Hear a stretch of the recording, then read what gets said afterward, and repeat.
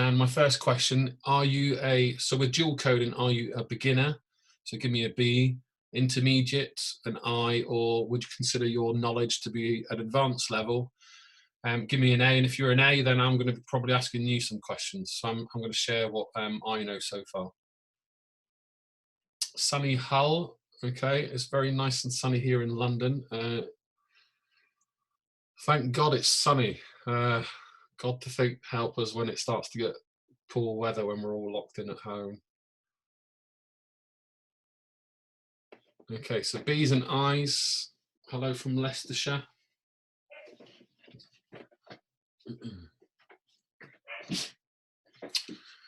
Okay, so I'm going to put my mugshot on so you can now see me. Here I am. Good morning, just before we reached noon. And let me just make sure you can see my screen. So you should see my red cartoon mugshot. It's just a little blurb about me. Got 12 of you in the room. You've got your cameras on, most of you. There's no desire to have your camera on. One more person joining. Hello, Zoe, welcome. But what I would like you to do is have a paper and pen to hand. So grab a piece of paper and pen. I'll try remotely to model some techniques. And what I'll do also is ask you some questions along the session. At the moment, I've got your microphones off and I'll bring them on. So if you can, I know it's not going to be always possible, but any kind of background noise or things just for the recording, I know you won't be possible to turn every sound off and if you've got screaming kids behind you, but just for if I'm asking questions and getting feedback from you, I'll either mute or unmute and bring it on and off. So I hope you're having a good Friday, wherever you are in these interesting times. And while we're waiting a couple of minutes for a couple more people to come in, just on the website, I haven't got much on dual code. Dual code is a relatively new term for me. Only 3 or 4 years I've been familiar with this. So I've got a couple of blogs in here. This resource I'm walking through in the website. Where I now realise I've been doing this for 12 years without really thinking about it is my 5-minute lesson plan. So there's the digital version there, which you can adapt the headings, good for curriculum planning, those types of things. And then when I think about all the incarnations of the 5-minute lesson plan over the last 10 years to assemblies, interviews, governors, meetings, helping kids, CPD, analysing data, I've been dual coding for pretty much half of my career, at least, if not longer. And as a design technologist, particularly liking to draw things down, I've been dual coding my entire career. So let's get started. So I might have to do a bit of admin. I've got two people missing, might be coming in late.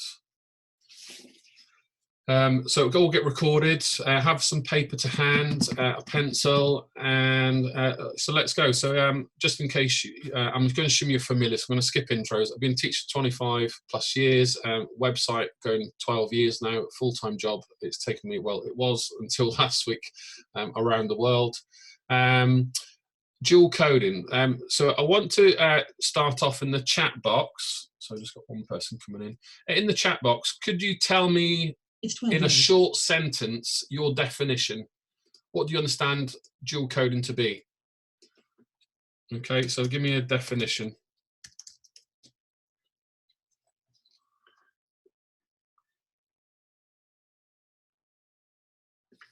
What is dual coding is my question. Okay, images to retain knowledge, doing things together, variety of images to impart information,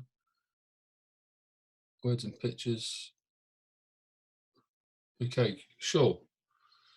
So we're all on the same page. So I'm just going to share some techniques, things that I know, maybe kind of take your knowledge a little bit further. I'm going to talk about memory as much as I can. On that note, webinar that I'm doing, I don't know why I said I'd do it on Sunday, but I'm doing it on Sunday. I've got another one after or next week at another time, and I'll probably put one out after Easter. I've got one already. I'm going to share what I've learned about memory. So I'm going to kind of give you the kind of headlines and then talk about a bit more depth. So a couple of things. So Ollie Cavioli, here's his book on dual coding. And what he's done, he asked me, I just missed his blooming deadline, but I've written about it on my site instead. He asked us all to describe how we use dual coding in our field of work.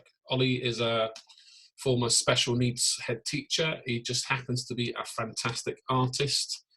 So all his cartoons in here, and it allows us as teachers to access information or children, not just teachers, in a meaningful way through dual processes, so text and images. You've just written this great book with Tom Sherrington, who's done the Rosenshine book. I've worked with Tom on and off in schools for 20 plus years. He's got these great new books out at the end of the month, so 2 or 3 days.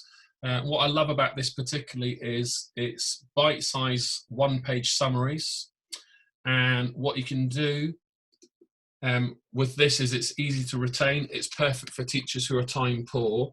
And if I just show you the back end of my website, so here's my statistics. So going past 12 million readers, the number of people visit my website a month are visiting 3 or 4 pages, hence my stats are about 1 million each kind of impressions and things, but these are visitor statistics. And what I also discovered when I go into my analytics, Google Analytics, I can get to understand the behaviors of teachers.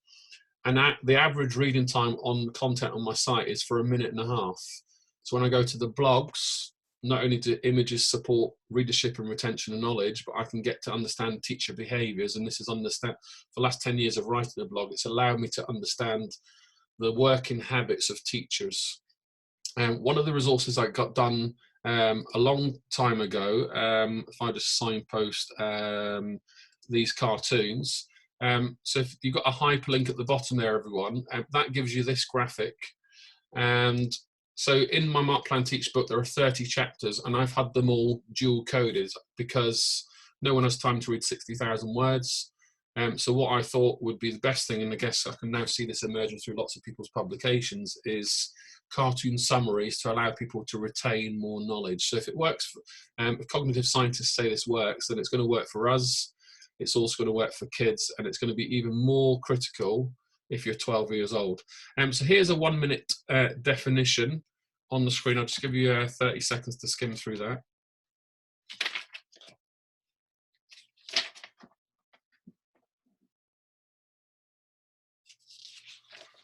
Okay, so presenting too much material. So I'm going to talk about working memory. I wouldn't consider myself an advanced person with tons of knowledge on dual coded theory, but there's lots of stuff I want to share in terms of teacher techniques, particularly when it comes to verbal and non-verbal communication, and then getting into memory.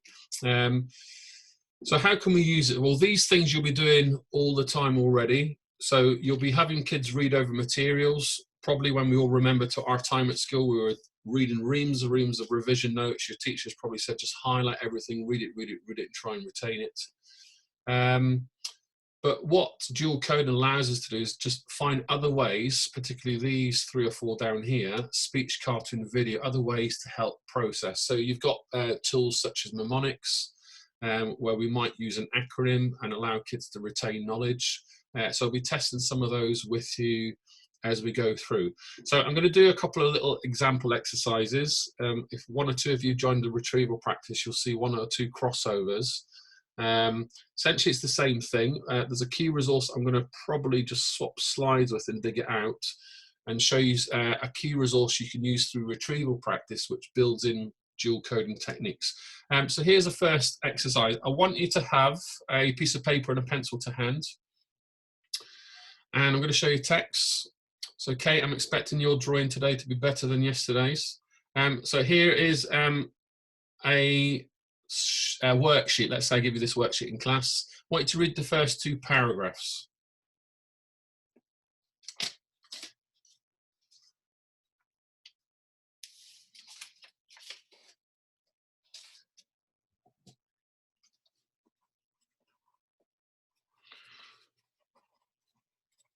Okay, so if we just look carefully, we've got here diamond frame, a truss consisting of two triangles, the front triangle and the rear triangle. So we're just trying to visualize the bike. What I'd like you to do now is draw a picture of a bike, please, and then show me your sketch on your camera if you've got the camera turned on. If you are not on the camera, I still want you to draw a bike, and you can just have this in front of you for your own practice. It's just a simple exercise to demonstrate dual coding. It's, or at least it's theory, what it looks like in the classroom. And once you've done your drawing, you can just hold it up to the camera. So up in front, your little doodle, a bit closer. I don't know everyone's names, so let's start with Sue. To the up in front of your face, Sue, so I can see it's the, yeah, that's it, great. PMCCA, I haven't got everyone's full names. E Topley, can I hold your picture up? Okay, great, thanks, Kate. PHEPP. Okay, Zoe, thank you. Jay White Oak, let's see again. Okay, great. All right, thank you. So that's first exercise. Now, I'm going to give you another instruction. I'm going to show you an image. So this is dual coding in practice. I'm not going to give you 2 minutes, I'm just going to give you 30 seconds. There's a picture of the bike. So what we're going to look at today is the brakes at the front. We've got the handlebars, we've got the brake hood and the brake shift lever to swap the gears that would exist at the back end of the spoke, at the back end of the sprocket. What I really want you to do is to make clear the handlebars, the racing style handlebar, and the brake hood and the brake lever on a second drawing. And I want to compare both with each other on your second version. So I'll give you 30 seconds and I'm going to get rid of the picture because I need to start supporting your short-term working memory at this stage. So a little doodle. I want the brake hood, the racing bar style handlebars on a second drawing, and for comparison, can you show me 2 on your camera when you're ready? While you're doing that, I'm just going to dig out a second slideshow because I want to just reference something from retrieval practice.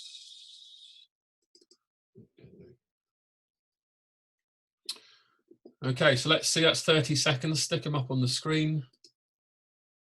Okay, thank you, Sue. Okay, is your first drawing better than your second one better than the first, Sue? Okay. Okay, PM, CCA, thank you. Okay, E Topley, first and second lift. Bottom one up higher. Okay, great, handlebars. Kate, let's see. Right a bit, right. Okay, great, handlebars. Okay, PHE, okay, lovely. PHEP, J White, okay, great. And Zoe, thank you. Okay, thanks everyone. So you get the idea. So if we had more time and we were in lesson, where I would take this next one would be, I'd show you the text and the image, and I might bring in the bike into the classroom. If we're looking at time, velocity, speed, a maths lesson, a design technology lesson, something in science. But often we present this on a worksheet all together. Why? Because as teachers, we're time poor. We don't have time to code this information. We could probably do it through slideshows, but in worksheets, it's duplicating the paper. There's a cost with that. And there's a time factor printing more materials. So often it becomes a bit of a burden. So just kind of going back to the landscape of research in teaching in cognitive terms here. On one side, you've got PhD theory. On the other side, you've got doctoral type practice and what teachers and doctors do in their day-to-day work. And now what teachers, particularly all of us on social media, are seeing a lot more explosion with research. And we're trying to bridge this gap between the cognitive science and the theory and the dual coding and what we do in the classroom. So I'll give you an example. I'm going to assume, and I think that's always a dangerous thing to do, but just for the benefit of the webinar, that some of you have seen also the term retrieval practice. And for teachers, we've done this forever. We call it revision. Cognitive scientists call it retrieval, which is retrieving information from your long-term memory. Dual coding is the other term that for words and pictures, and it's what we do all the time. We might call it learning styles, and I have to be clear about learning styles. It's been largely debunked. They exist. but there is no direct research to suggest that it improves learning.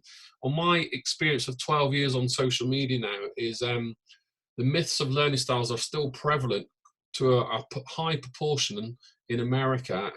It still exists to a degree in English schools, despite the research largely fueling that there's no direct relationship to its improvements on learning. So you can kind of see the dichotomy teachers have with this research theory, things that we always know and do, and Mr. or Mrs. Cynical teacher will think, well, we know this, we do this already. So I just think it's helpful to experience the science and be aware of it, but it's pretty much what we've done all the time, but we need to maybe do things a bit more consciously. So there's the sketch note. This is my own version of 60,000 words.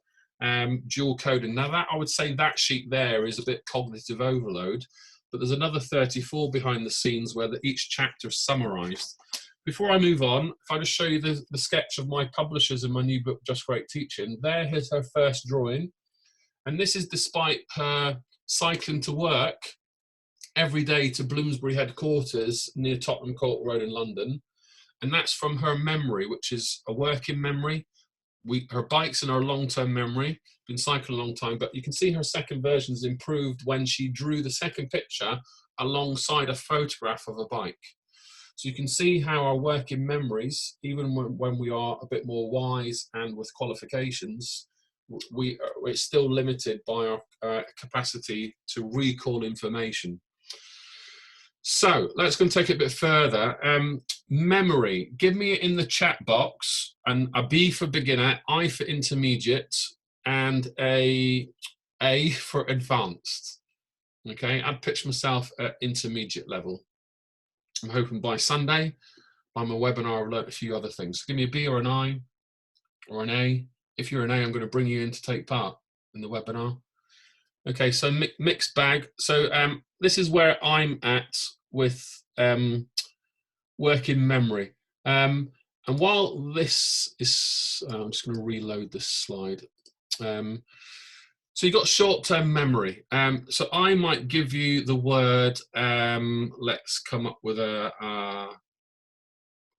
let's just say photosynthesis. Photosynthesis is in your long-term memory because you've learned it as a child and as an adult. If you're a science teacher, you probably do it all the time. But if I then start to explore your working memory, I might put someone on the spot on the microphone and say, ask a question. For example, I won't do it now, but I might say, can you spell it backwards? So then all of a sudden, because you haven't practiced it backwards, or I might say how many vowels, or what's the etymological meaning of the word photosynthesis, if we've not taught this for a while, our working memory starts to become challenged. If I then introduce some new knowledge, okay, so whatever it might be, something to do with biomass fuel or something else, that's in your short-term memories, particularly if you've not learned it before. So I'm just exploring this part here. Now, I think I've nearly got most of this mastered. I've got a couple of gaps of knowledge, and that's why if I just signpost another book that I'm reading, I'm going to try and get through this before Monday, Sunday night when I do this webinar, is a book called Connect the Dots by Tricia Taylor. And inside it's divided into relationships, mindset, and there's a whole section on memory. And Ollie Caviglioli has also done lots of sketches inside. So we've got a bit more on dual coding in here, helping us access memory better. But if I go through my kind of annotations on what I'm learning about memory and its research, if I knew half of this stuff before I became as I was qualified to become a teacher, I think the last 20 years I would have taught better. So short-term, new information, working memory being quizzed in lessons, long-term memory, sometimes it's explicit or implicit. So when we move down to here, implicit knowledge is, well, I'm no scientist. I know roughly what photosynthesis is, okay? Because I haven't practiced for a while, we've got under here also procedural knowledge. I don't know what to do with this knowledge about photosynthesis because I haven't rehearsed it. So what a teacher can do is look at priming knowledge. So for example, you just think, as a DT teacher, I think of paint, primer. You think of the undercoat, before you apply the finish coat. It's pretty much like that. So for example, if I was teaching kids in food technology, we often use the acronym ABC, remember your ABCs, and the ABC stood for always be clean. So that primer allowed kids to remember before they touch food or touch different knives or chopping board colors, they would wash their hands each time. So I was priming what people would do in their subconscious, where they would just start to chop food without really thinking about it consciously. So that's my understanding of that, at least at a classroom level. What we have to do with our knowledge of photosynthesis is bring it to our consciousness, know how to use the information. So under here, before I come to episodic and semantic, declarative knowledge is, I know this is a four-way biro pen. Okay, and I've got different colors, and thankfully I'm not colorblind, I can see the colors. My skill is, the procedure knowledge is, I know that I need to push this color down to access the blue nib pen. Somewhere along the lines, I've developed this and known how to do this, and it's lurking as subconscious knowledge. Now, my belief is, you'll see a lot of discourse about knowledge versus skills and which is important and what is skills and can you teach critical thinking and those types. Having a skill is knowledge. The knowledge is knowing how to apply that knowledge when it's needed. And often those skills are lurking in our unconscious. And what we have to do as educators is make that implicit knowledge explicit. And we do that through priming using mnemonics. So if I just dip into my retrieval practice slides, I'm gonna, can I give me a yes or a no? Have you seen this from the Learning Scientist, this grid here? Okay, so just give me a yes or a no in the chat box.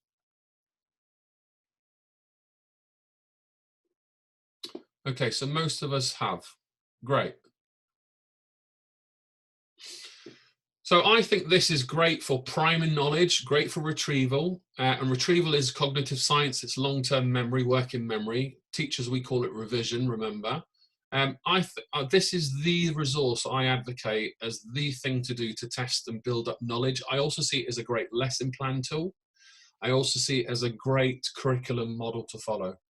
And if we build this into all our lessons, if you think kids are going to 20 other lessons throughout the week before they come back to you, or if you're teaching them on a one period, a fortnight cycles like some art teachers do, or even if you're a primary teacher and you're teaching kids English, maths, science, and then move into art, and then you don't teach art for the week after, you've got to recall information from them.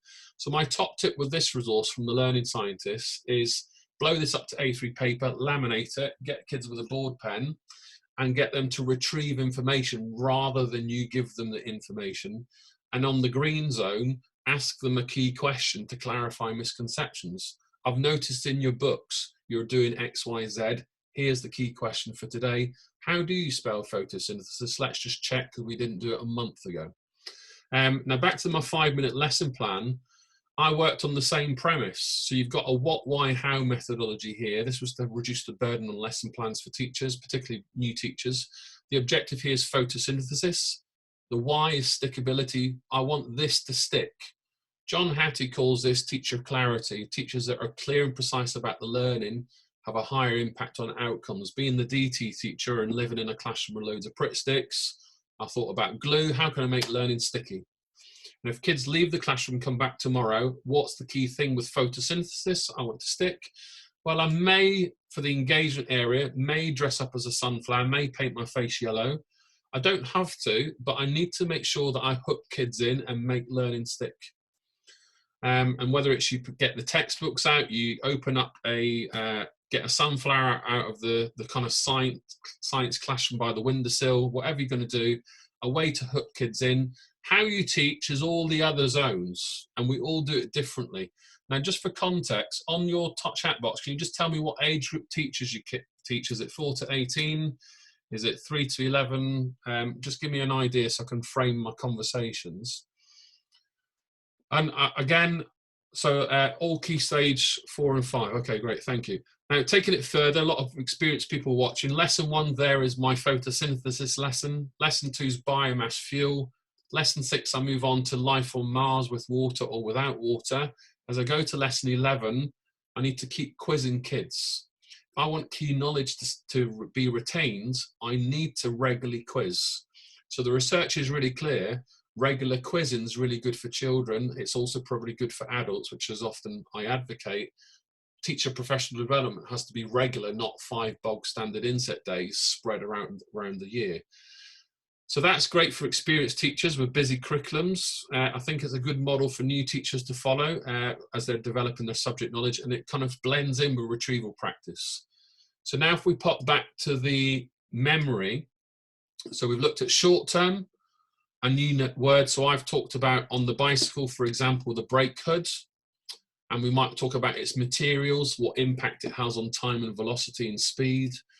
The working memory is I say, how do you spell brake hood? What's it for? I test, I quiz. The best things you can do as teachers is thumbs up, thumbs down, or mini whiteboards. Some of you may use EdTech quizzing solutions. The long-term memory is things that you've got. So we've gone through that. Under the explicit memory, you've then got it divided into episodic memory and semantic. So these are things in your conscious. Now, I would argue that your personal events, episodic memory, sometimes go back to implicit. So I'm going to bring your microphones on here. Let's see how we get on. So in episodic memory, personal events. So I'm just going to ask Sue, do you remember your 30th birthday party, Sue? Yes. You remember what you were doing? What was there a fancy dress theme or anything like that? I went out clubbing with 4 friends. Okay, so that's a personal event. If I go to the world around you, do you remember some of your friends' 30th birthdays? Yes. Okay. Do you remember what you were wearing? No. Okay. Do you remember what you were wearing for a wedding? Either Yes. your own or someone else's? Yes. Can I talk about your own? Yes. Can you describe to me what you were wearing? I wore black trousers, a white shirt, and a waistcoat, and black shoes. Okay, so I'm now exploring Sue's episodic memory, and also I explored her friendships and other people's birthdays. Thank you, Sue. Now, if I think of other examples, you know, we've all got our personal events, birthdays, mortgages, you break your leg, your first job, things that happen at school. Then you've got the conventions of the world. If I say, Miss White Oak, what's your first name, sorry?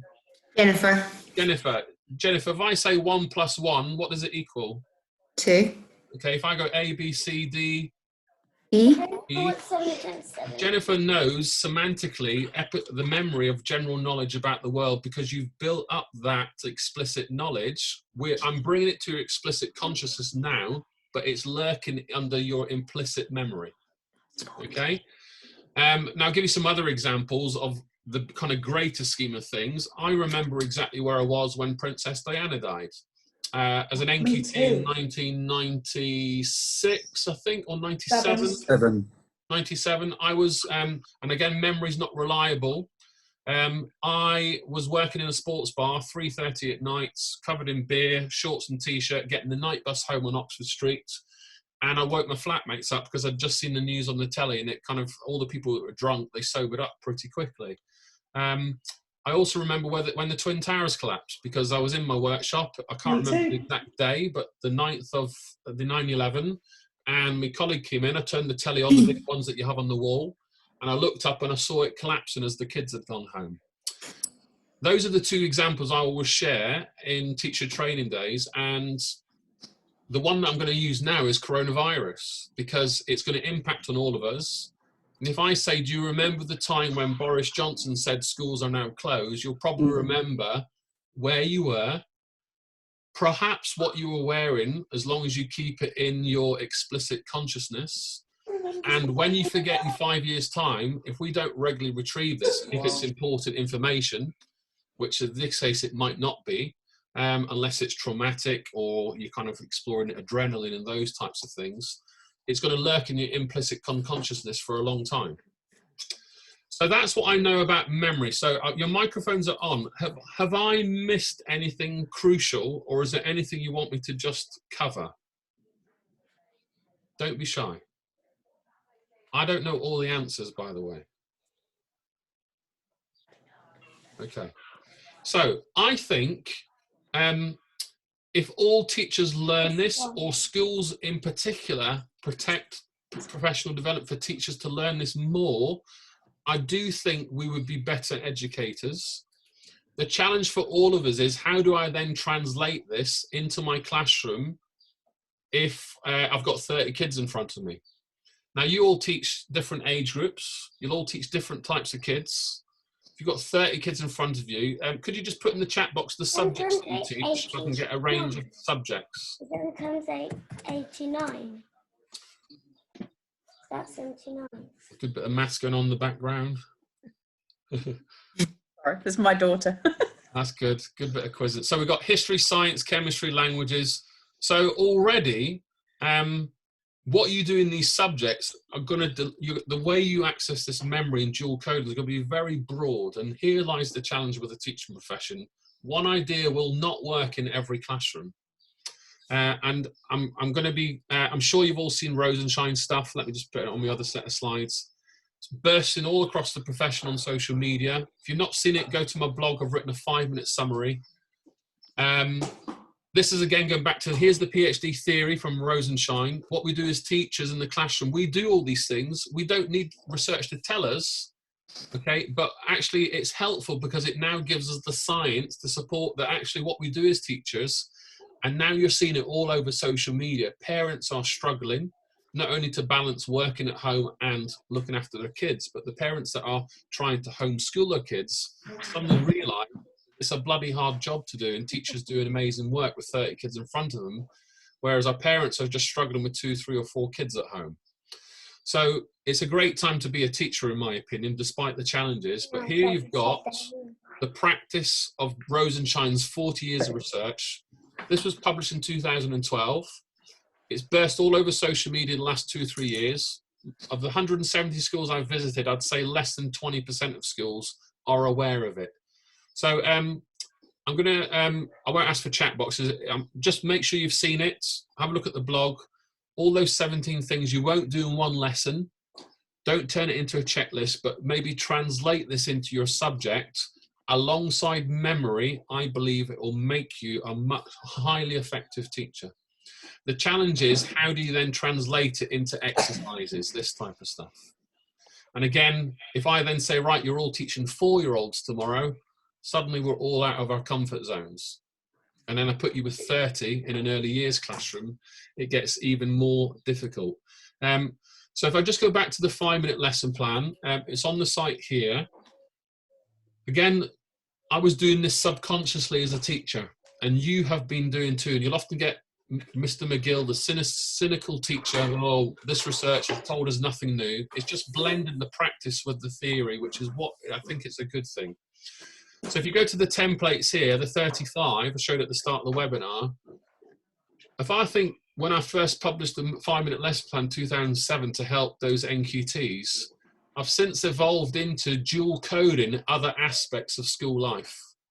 Now, these are good for your professional development. I can't necessarily give you many tips and techniques to do your delivery of teaching science or RE or English in the classroom. But you can get the principle that sometimes on a plate with a bit of graphics, a few prompts is quite a useful way to dual code. So there's analysing data, assemblies, interviews, Ofsted phone calls, teaching assistants, well-being. There's a whole spectrum of stuff on there. About 37 last time I checked, yeah. I'm going to try and get a curriculum one done soon. One other thing I'm going to come back to on my retrieval slides, I'm going to send all these, is I often do a little demo. Let's see if I can dig it out. With a couple of other techniques to dual code. So I did this one last night. It's one of my favorite ones. I talked about earlier having the mechanism to, we go back to the definition. I signposted verbal and non-verbal dual coding. Now, I'm a huge fan of what teachers do in the classroom is largely hidden from observer eyes. And what we do is we turn it into silly checklists, and then we dance to the checklist, and it doesn't really improve me as a teacher. It just keeps the checklist people happy. So what we have is, I'm going to write a, so you got it on the screen, but I'm going to write the equation on my mini whiteboard. So here it is. 7 times, I'm just going to turn this light off here. So there's the equation. And Kate, you've seen this, so you're all gonna, I'm not going to ask you. Oh, you didn't see this? Okay. Right, so I'll ask you first in a moment. But I want everyone to watch. What's the difference between how I present this maths equation? I'm going to give you 2 examples. I want you to notice the very small and subtle difference of non-verbal communication. And I am essentially dual coding written and speech. Okay, so here's version 1. 7 times something equals 28. Version 2. 7 times something equals 28. Version 1. 7 times something equals 28. Version 2. 7 times something equals 28. Kate, what was the difference? You tapped on the question mark. So what I'm doing, yeah, thank you. So I'm emphasizing the important number we need to find out. So that's just a small maths example of how I can add more data to dual code information to stress to my pupils in the classroom, what are we trying to work out? We pop back to Rosenshine, the research, which we all do subconsciously. I'm thinking out aloud and I'm modeling the step. And you'll see this in loads of maths classrooms, teachers working at equations, teachers firing loads of questions. Sometimes kids call out. I'd say quash that, get kids to think, and then you select the name after. So what I should have done earlier is perhaps hold back Kate's name and say, everybody watch, so that I don't put pressure on Kate and everyone else falls asleep. I'm going to do one more. I'm going to do it again, but I'm going to add more data this time to the demonstration. Again, it's a non-verbal signal. And this time I'm going to do it to Joe on the camera. Okay, so I'm just going to make sure that I've got Joe on my camera and you can see me also. So version 1, 7 times something equals 28. 7 times something equals 28. Version 1, 7 times something equals 28. Version 2, 7 times something equals 28. Joe, what's the difference? Sorry, Jennifer, not Joe. Sorry, Jennifer. Oh, sorry. You tapped twice. Yeah, what was it? Did I added more data to the this second demo? What did you notice the difference? I'll do it again. So watch carefully. Now I got your name correct, Jennifer. It's in my short-term memory. Version 1, 7 times something equals 28. Version 2, you're going to get the tap. 7 times something equals 28. You spot the difference? I'm not sure. Okay, so I'll come back to, I'm going to, let's see, I don't know everyone's names. E. Topley. Yeah. Emma. Emma. Do you spot the difference second time around? No. Okay, so everyone watch me. Here's version 1. We know that I'm tapping. Version 1, 7 times no tap, 7 times something equals 28. Second version, 7 times something equals 28. Watch me again. 7 times something equals 28. What have I done with my head? You looked at him. I looked at the students. Version 1, back of the head, not good data for kids. 7 times something equals 28. I face the students. They can see how I pronounce photosynthesis. One of the great techniques in Doug Lemoff's work was track the speaker. Whether it's a pupil or a teacher, everyone turns to face, because if I can see that 12-year-old over there and I'm 12, say this complicated word, I'm lip syncing, and it supports dual codes, non-verbal. Although I'm saying something, I just start lip syncing 7 times. I'm offering dual coding information. So do not underemphasize the importance of non-verbal communication. And I also see that as another way to dual code. Okay, I'm going to give you one more example of cognitive overload, dual coding, and short-term memory. You've got a sentence here. I don't want you to read it out aloud. I just want you to read it to yourself. Now I need to check, because it's important to dual code. Can everybody read this with me? 1, 2, 3. Finished vast Father of self, years of years scientific scientific Combined with the experience of years. Okay, apart from the broadband synchronization. So short-term memory, out of context, we're looking at a sentence. Here's the question. I don't want anybody to call out. And then I'm going to ask someone for an answer. How many letter Fs do you see in this sentence? Don't call out.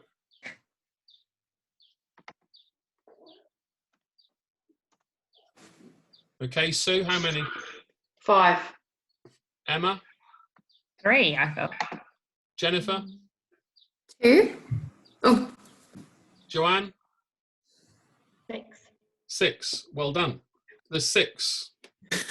So what I need to do is go back to Emma, Joanne, whoever I asked, Sue, to recall the answer, because I need you to practice in class. I need to make sure that you can say the correct answer before you go and do it in the exam.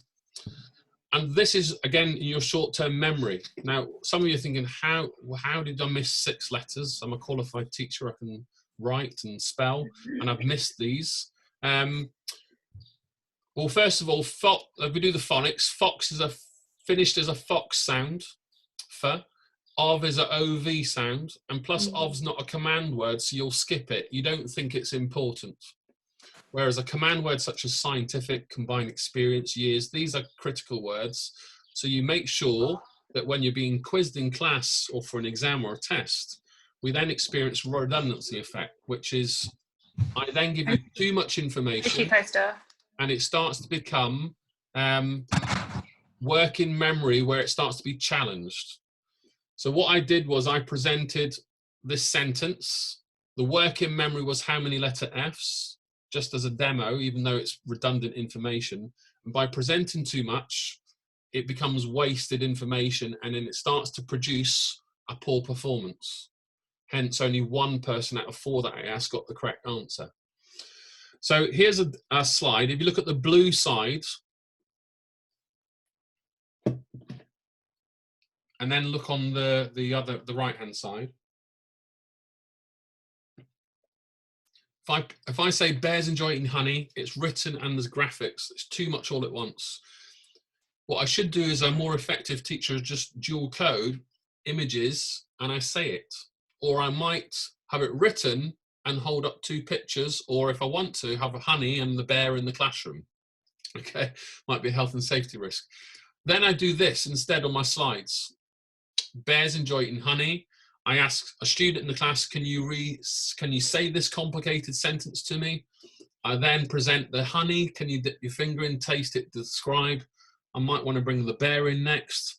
And there's all sorts of ways to kind of dual code information. The problem is, as teachers, we're so busy, we don't have time to think deeply about this or translate our resources, even just for 1 child, never mind 30. One other example, we probably don't have time and I've got a webinar at 12 o'clock, is I would have given you a string of numbers, okay, and I would have said them like this: 1914, 191, 81, 939, 1945. Because you didn't learn them in this way, you learned them as 1914 to 1918, 1939 to 1945. If I just say these out aloud in the string of numbers, you can't recall them because you didn't learn them that way. So going back to your short-term working term memory, if I said to all of you, could you recite the alphabet? Well, I've already tested with Jennifer that she can go A, B, C, D, E. But if I explored Jennifer's working memory, Jennifer, could you say the alphabet backwards? no. No, because she's never practiced. And also in school, we're not taught that and we don't think it's important. Whereas of the 22,000 teachers I've met face-to-face in the last 2 years, I'd probably say maybe 10 people I've met that can do it, whether it's a useful skill to know or not. The only reason they know it is because they've found a chance, either a teacher's forced them to learn it, or they did it with fun for their mates and it's now knowledge. So that would be lurking and implicit. So that's just a demo, and I do that with numbers on the day in a training session as a way of modelling that you know these numbers, but because I present them in a way you haven't learned as a string or a sequence, your memory doesn't recall it. Okay, and I could add images in here as well. And one little thing back to my Mark Plan Teach, this is my one acronym that I would advocate if you're using the retrieval practice grid, back to this one, you know, how I can make sure that I impart clear instructions. So cognitive scientists are calling this direct instruction.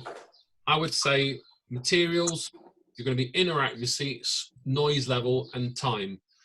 So that's what it looks like in the classroom. Right, kids, you're going to need an A3 piece of paper, a pencil, this pink worksheet. In your groups, move around the classroom, look at the displays around the room, quiet conversation with your partner, fill in the blanks. You've got 7 minutes to come back to your chair. I'll give you 1 minute warning, off you go. That allows me to keep key information clear and precise, because if I say any questions, Kate puts her hand up. Sir, what did you say again? Emma says, sir, Ross has broken my pencil. I don't want to sit next to him, and then I lose clarity. And if we pop back to Rosenshine just to finish, what I need to do is present new information in small steps. I apologize, I'm not doing it now. I'm trying to get through a lot for you in the short time. Limit it, and as I give clear instructions, which is the mint, as students go through all my demos and I give them feedback, quiz and thumbs up, I then monitor as they go off and do it. I may do all these in a lesson, but certainly be hard to observe. So that's it. So back to the kind of where we started was, you then, as we talk about the bike hook handles on the brakes, we draw a diagram a month later after I've taught it. Okay? And I only think this needs to be 2 or 3 minutes every lesson to protect your memory of your students as they go off to 20 or 30 other lessons throughout the week. That 2 or 3 minutes allows them to retrieve knowledge. So if we met tomorrow morning, I'd be asking you about photosynthesis, the bike hood. I'd ask you to draw another picture of a bike to help you develop your memory, because it's not reliable. So I'll leave it there. You've got my email here. If you just type support at Teacher Toolkit, I'll send you the slides and the video. The video will take about half an hour to compress, and then I'll send it over through the Eventbrite link. There are a couple of other webinars that I'll be doing next week. I'll think about doing some over Easter, given that we're all now at our desks, but just trying to share some ideas, share the love, try and help people at this challenging time. And I hope you find it was useful and worth a £5. So thanks for investing. Thanks for your time. Any questions, let us know, but teachers are very typically shy on webinars. So feel free to log off or hang around, but I've got a webinar in 10 minutes. Anyone got any questions? No, thank you. No, Okay. thanks. Thank you. All right, cheers guys, all the best, keep safe, Thank you. keep up the great work. Bye now. Bye. Thank you. Cheers now.